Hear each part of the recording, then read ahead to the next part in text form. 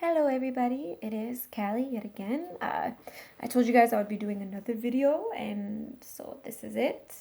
Um, Tonight I want to talk more about the ego, okay? Um, the ego, I did a little video in the past explaining what the ego is. Trust me, I have so much written down about the ego that I just have to get out, but today I wanted to share with you a couple ways the ego can gain control. Okay? Let's say you're working hard on yourself. You're working hard. You're trying to get that ego under control so it doesn't control you. Here's a couple ways that it will seep in there and get its little talons on you. Okay? At least this is in my own experience for me. One major way the ego can take a hold of you is sleep. Okay? Why? Well, I'll tell you. When we go to sleep, all right, we're not trained to hold on to our consciousness. We're not. When we go to sleep, our consciousness drifts off into dreamland. We wake up somewhere. If you're a dreamer, some people don't dream, but if you are a dreamer, chances are you have no control over your dreams. You have no control of where you go when you dream or how you end up where you end up. Chances are you're just wandering around in the dream world, okay? So, when we close our eyes and go to sleep, our primal mind completely takes over because our consciousness is like, bye-bye, it's gone. It left. It almost essentially left our body, all right? It's like an out-of-body experience in a way. Our consciousness left, which means we go into a protective state, okay? So when you're off in dreamland and you have no control over it and you come back into this realm, I don't know about you, but when I have serious dreams, I wake up exhausted, like I just fought a battle, because usually I am fighting in my dreams. And I'll get into dreams some other time. But for now, let's stick to the topic. Yeah. So it's like I'll have these serious revelations, like these serious epiphanies, and then I'll go to sleep. The next day, it's like they never even happened. And I write them down so I can go back and read them, but I can't get back into that state of mind.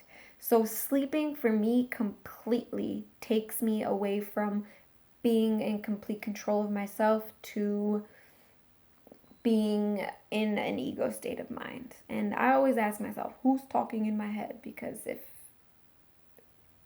I'm listening to that voice, chances are the ego has got me in its grips. So sleep is one way the ego can completely take control. My suggestions is before you go to sleep, set some serious intentions, do some meditations.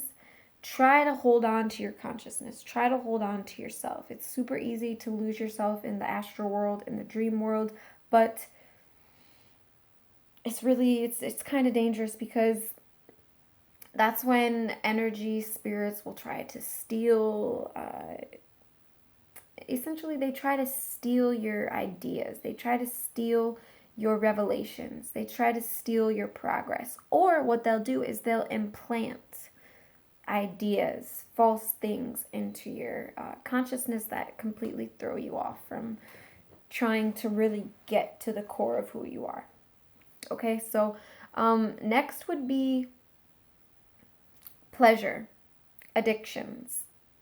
Okay, so whether it's sex, whether it's drugs, whether it's food, any pleasure seeking activity that like gives you super pleasure is chance for that ego. And I'm not saying don't enjoy anything, but that is one way to lose yourself to the ego, okay?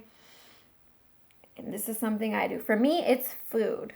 And I'll explain in detail how this happens, all right? I get myself, even with fruit. Look, I'll tell you guys about my diet very soon, but I'll be cutting into my mango and I'll be like, can't wait.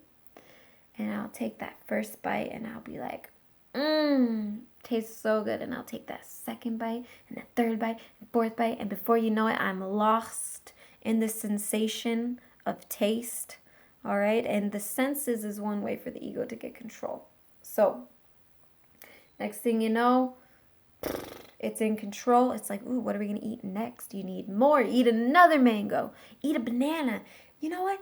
Eat that piece of lemon pie that's been sitting there calling your name. It's just like, what else can I eat?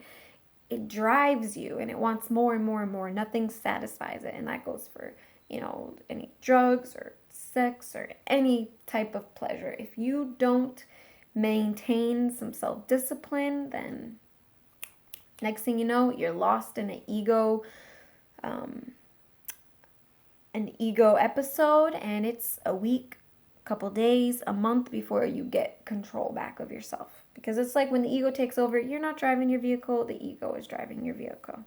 So those are two serious ways that the ego can gain control. I told you guys why I shaved my head.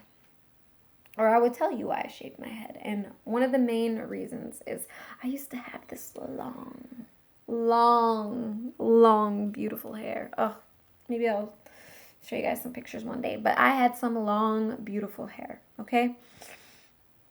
It was like my lion's mane. I saw myself a certain way. And I had a friend say, you know what? You need to shave your head. And I was like, no, I ain't gonna do that. I'm not gonna do that. She's like, well, so I got sober. I decided to cut my hair to begin with. I had been growing it. It was like down to my stomach. So my belly button. I had been growing it out for years. And when I got sober, I just had this intuition I need to cut it. So I cut it. First, I cut it about to this length. And then I was like, no, I need to take more off. So I went and had them cut it to like this length.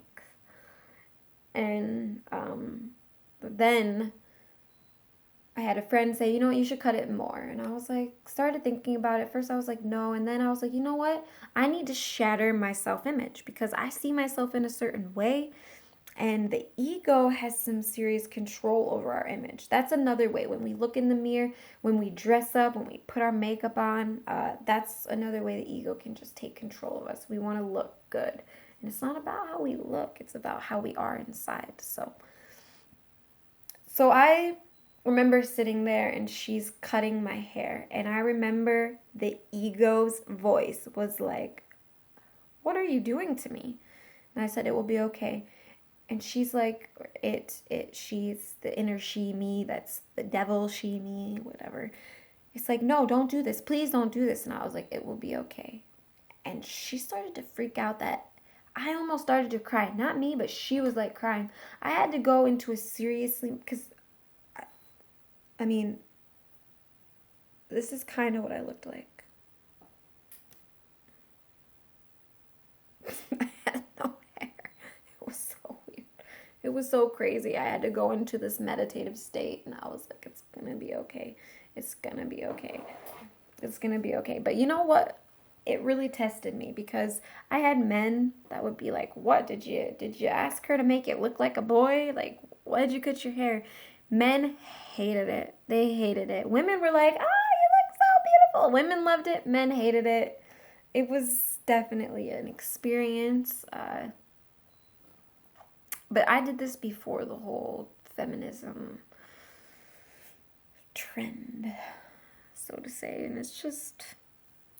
And other things I do to keep my ego in check is I make myself do stuff. I clean. Anything my mind says I don't want to do, I do it anyway. I try really hard not to let myself be lazy because that's one way for the ego to stay in control.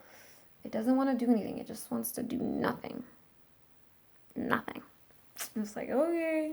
It's really hard to get out of that once you get into that rut. So that's the end of this video. Yeah, I hope you guys, be wary of how you sleep, how you eat, and what you do, all right? Because the ego wants to do nothing. That's just the way it is. But yeah, you guys, that's it for me. I hope you liked the video. Comment, let me know what you think. Share the video. Subscribe if you haven't already. I want to say much love to my subscribers. Take care, you guys.